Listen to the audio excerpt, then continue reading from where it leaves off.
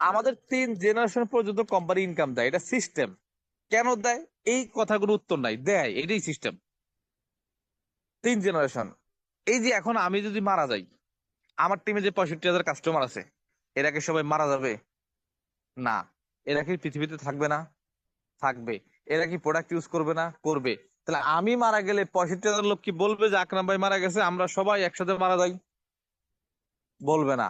আকরাম ভাই মারা গেছে, আমরাও মারা যাই, অর্থাৎ এই কথা তারা বলবে না। তারা পৃথিবীতে থাকবে, তারা প্রোডাক্ট ইউজ করবে। আমার ইনকাম আমার ফ্যামিলি পাবে, আমি যাকে নমিনি করে যাব সে পাবে। এই সেম প্রশ্নটা আমি আপনার কাছে করতে চাই।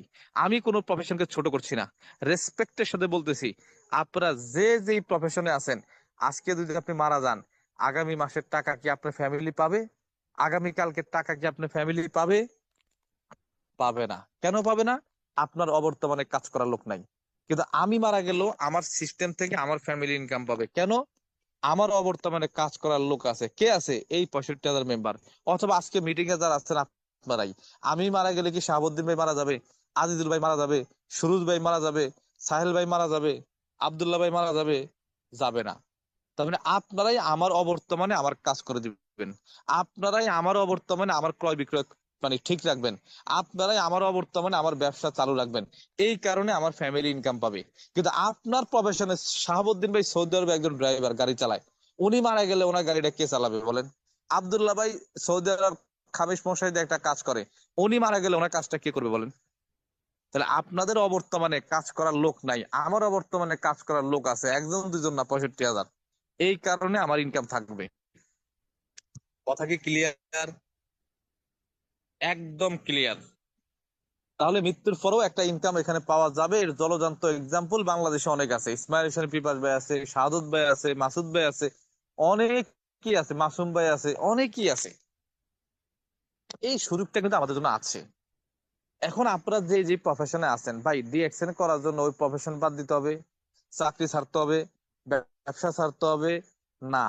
একটু সদিচ্ছা দরকার, মানসিকতা দরকার, পরিশ্রমের উপর আর 2 ঘন্টা পরিশ্রম দরকার। কেন করবেন?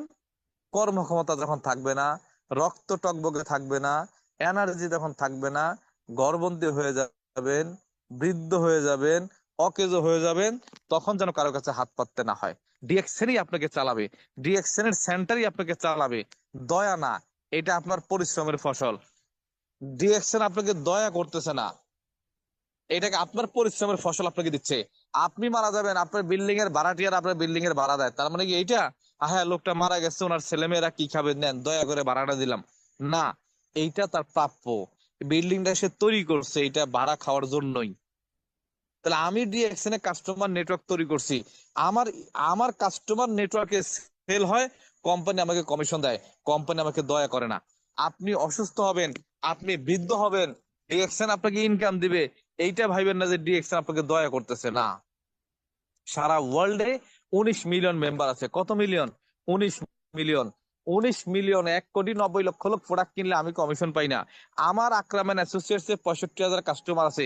এই নেটওয়ার্ক থেকে কেউ প্রোডাক্ট কিনলে আমি ইনকাম পাই, কারণ এটা আমার অ্যাসেট।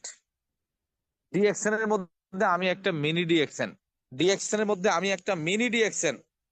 বোঝেন না আমার কথা? আপনারা এখানে যারা আছেন, আপনারাও ডিএক্সএন এর মধ্যে একটা মিনি ডিএক্সএন হওয়ার সুযোগ আছে, কোম্পানির মধ্যে একটা কোম্পানি হওয়ার সুযোগ আছে। যদি চিন্তার পরিধিটাকে ওইভাবে বড় করে চিন্তা করতে পারেন, অ্যান্সার পেয়ে যাবেন। চিন্তার পরিধিটাকে যদি ওইভাবে চিন্তা করতে পারেন, আপনি অ্যান্সার পেয়ে যাবেন। ডিএকশন এর মধ্যেও আপনি একটা মিনি ডিএকশন। আপনি বিজনেসম্যান, কথাটা মনে রাখেন।